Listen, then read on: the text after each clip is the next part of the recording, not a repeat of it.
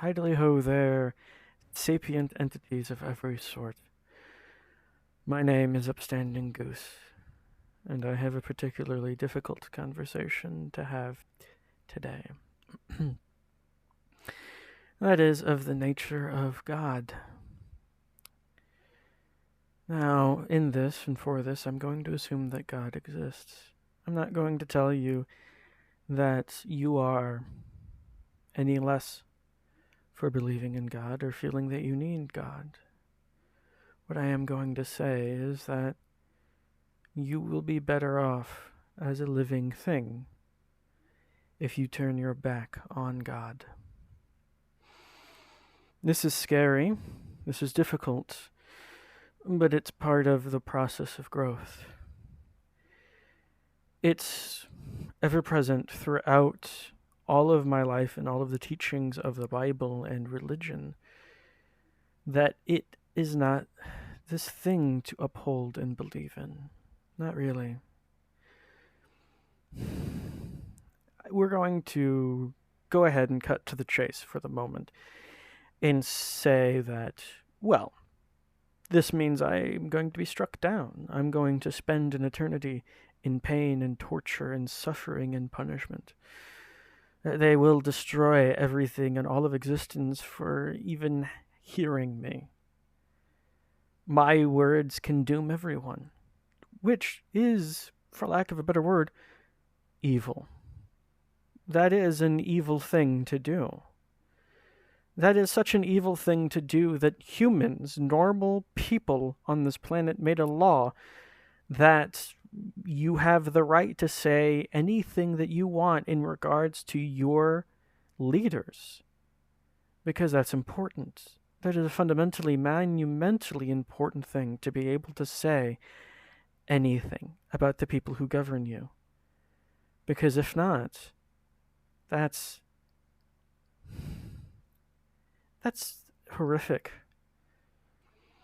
So that very thing, to claim that to speak out against God would cause destruction of all life on earth and torturing for eternity, that is an evil thing. And it's a difficult thing for a lot of people, but I don't have that difficulty in myself to be able to say, then we must stand up. We have to stand up against this force. I am willing to suffer an eternity if it means that humanity can take a step forward out of the shadow of this controlling, malevolent being, this entity that wishes to punish everyone for someone speaking up and saying, this isn't good. Now, maybe you turn to me and you say, well, that's just one aspect of things because this leads to the evils in other areas and other places. There's a problem. I mean, there's a multitude of problems. There's an assortment of an endless plethora of problems and issues when it comes to the nature of God. If you were to talk to a psychologist about what it is the nature of a good parent, one of the things that they will say is unconditional love and acceptance of your child. That no matter what, you are there for them, and you love them, and you support them in anything and everything that they do. This is not what God does. If we were to treat God as our parent, we would look at them and say, you are not loving us unconditionally. You have created us, and yet you do not love us unless we worship you and thank you. Now, there is this trait that can be present in humans. It is much the same, and it's called narcissism. It's a form of abuse and trauma. People who survive narcissistic parents, they have these traits that you might see as an alignment with a strong belief in God, because we are told that we will only be accepted if we behave a certain way. We will only be loved if we act a certain way. We will only be allowed into an eternal paradise if we hate and attack certain people. And that just is so flawed and wrong and ugly. These are things that we should be capable of looking at and saying, no more. Never again.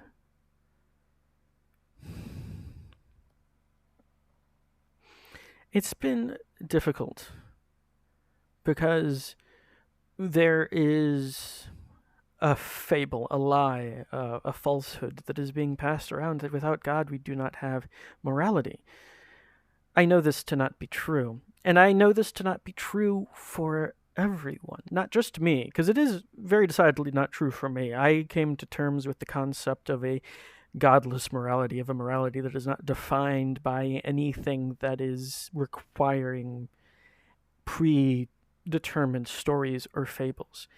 I have no particular love for the human race insofar as it is. I do not think it is divine.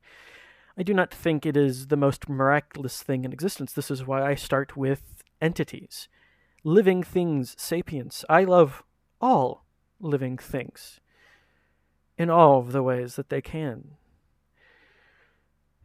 Which, if you're clever enough, you'll realize that I don't love viruses because those aren't living. They are not alive. That is a tangent. Is a thing that happens when one has neurodivergence. But, so, I made this realization a couple of years ago because I was listening to a debate with, a certain individual who I may or may not name. I think at the moment I'm going to go with not name, who was arguing in favor of the continuation of religion as we know it, and that without it, and this is to quote, to paraphrase, because I'm not ever going to quote this man, without religion, we will lose the framework and the narrative of what our morality currently means, which is a very confusing way of saying things. And I'm saying things that way because he said things in an even more confusing way. But what he was saying, what he was getting at, is that currently there is a narrative of what morality means. And that narrative has people who exist who interpret it, who tell you what it means. And if we stop believing in religion, we will lose their capacity to tell us what morality means. Because this self-same individual argued and defended that throughout human history, morality has had a trend to it, a course that it took that was consistent throughout all of human history. Multiple iterations of moralic ideas and religious ideas that hold similar patterns. And they're not exclusive to any ethno group. They are all across the world, all across cultures, nations, histories. They have a lot of commonalities. They have a lot of names. They have a lot of interpretations. But the majority of them agree on many of the same things. Some of them in very beautiful ways. Like there is a tribe in Africa that has a particular way of looking at morality of as the tribe, the village. We do this for the village's sake. This is done for the village's sake. And one of the things that happens within this is that you will have people giving soup to someone, and they will say, for the sake of the village, because that person being given soup by the village benefits the village. They have this knowledge of it. They have this appreciation for this fact, for this truth. And it, ever present. And so he argues that Christianity is the summation, the final representation, the final iteration of these ideals of morality, which cannot possibly be true. That's not how that works.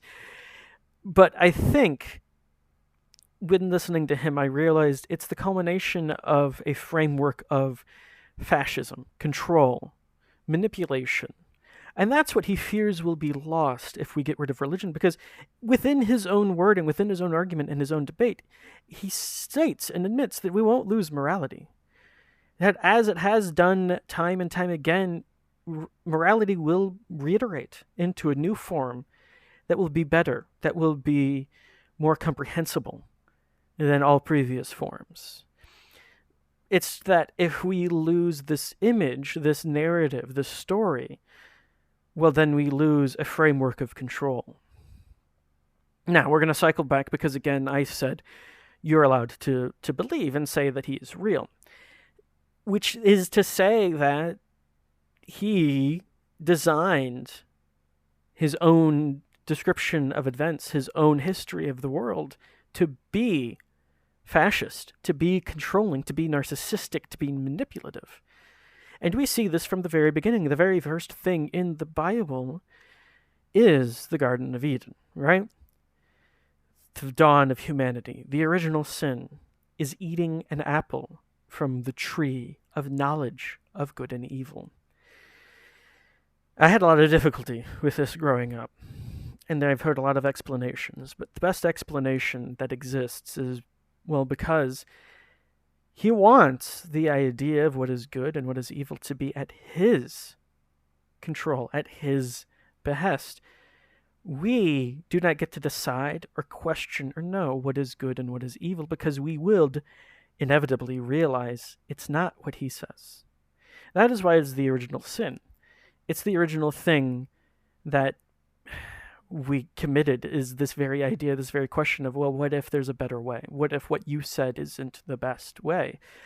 That is a very manipulative, controlling, narcissistic thing, to have an entity say, my way is the only way. My word is the only word. My version of good and evil is the only version to exist or ever exist. This cannot be the case. It cannot be true. It is solely a form of control. He wants to control us fully and completely about our future, our past, our morality, our thoughts, our beliefs, what is good and what is evil.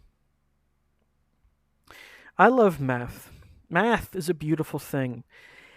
Math has a quality to it that no matter what path you take, no matter how you go about it, no matter how you add or subtract or apply different operators and operations, if you do it correctly, if you follow these certain rules, i.e., that if you apply it to one side of an equation, you have to apply it to the other side. So, if you, for example, wanted to add 1 to any equation in existence, you add it to both sides. So long as you do that, you can do anything. And no matter what you do, you will end up at the same result, the same answer. Everyone can take an infinite number of paths while doing math, and if they can follow through, if they actually can do math, if they're actually doing the calculations, they will inevitably come to the same conclusions. This is the foundation of science itself, that no matter what you do, if you do it with rigor, with practiced intent, and studiousness, you will come to the same conclusions. You will find your way there. This is why throughout history, every discovery, well, not every discovery per se, but a majority of the discoveries were discovered more than once. There is a little debate about a couple of them because people find it surprising that at the exact same time, within years, like less than 3 years, the same thing is discovered across the world. You know, they are discovered in different parts of the world, and that's because they can be discovered in different parts in different ways, because they are real, they are true. No matter what route you take, you reach the same conclusion. This is a fundamental belief that we hold about the universe, and it holds true. It maintains a truth to it. God doesn't do this. God says there is only one path, one way, one good, one evil, one morality, and it is his. Again, this is a form of control. Let's talk about another book in the Bible, another moment.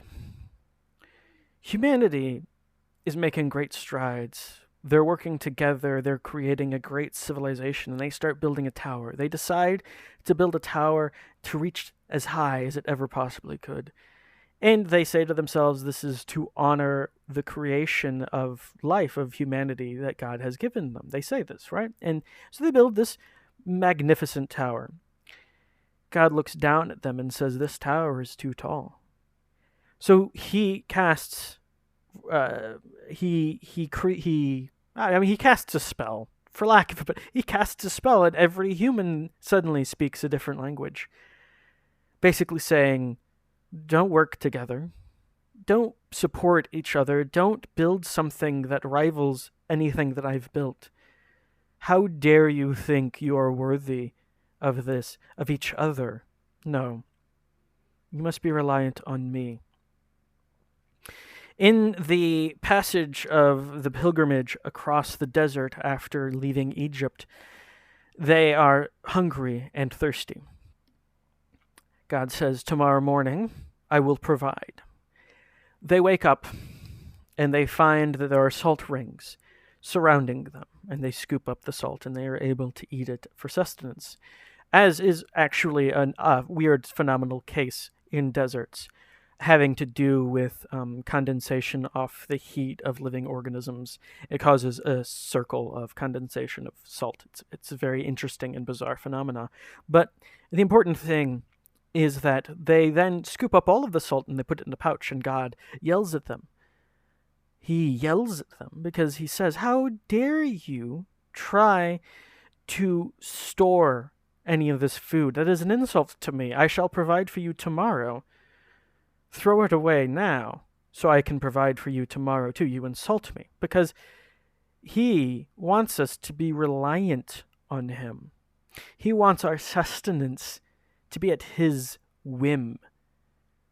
So that if we speak out, he says, well, then you don't eat. Because if you don't do what I say, I will not give you the salt that you need.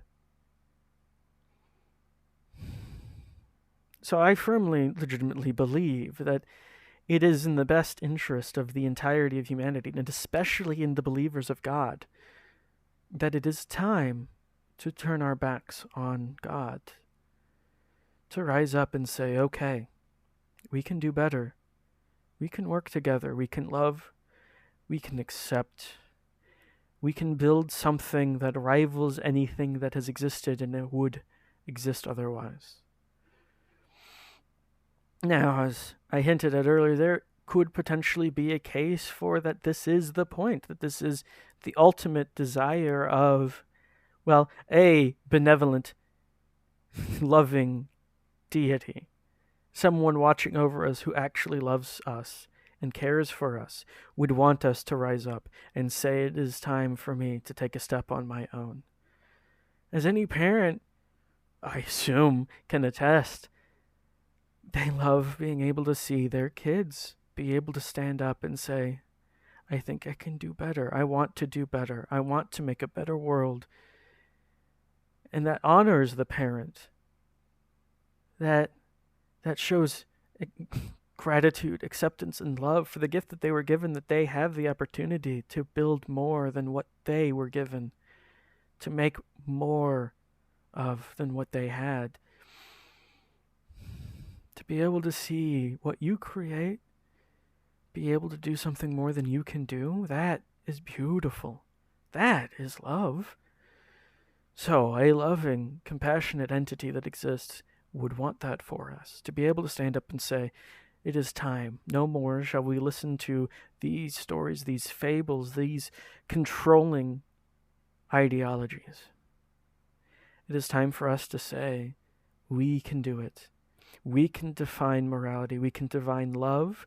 We can define acceptance. We can find a way to work together, love each other, accept each other, and build something that is for all of us and each other. And so long as we have a book that tells us what good and evil is, it's not going to quite work so well.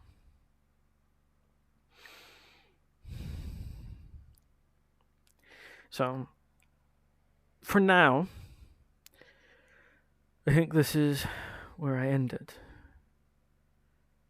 They are, as written and as preached, a narcissistic, controlling, manipulative entity, a gaslighter who wishes to control humanity and keep it from reaching as high as it can. It is time to put it aside. It is time to find love for ourselves and each other, to rise up, to rise above, to be better than and more than. So to all of you, try your best to be compassionate, accepting, believing, wonderful creatures of life, to take a stride, a step no matter how small, into making this universe better than it was before. More beautiful, more complex, more wonderful, more unique. Until next time.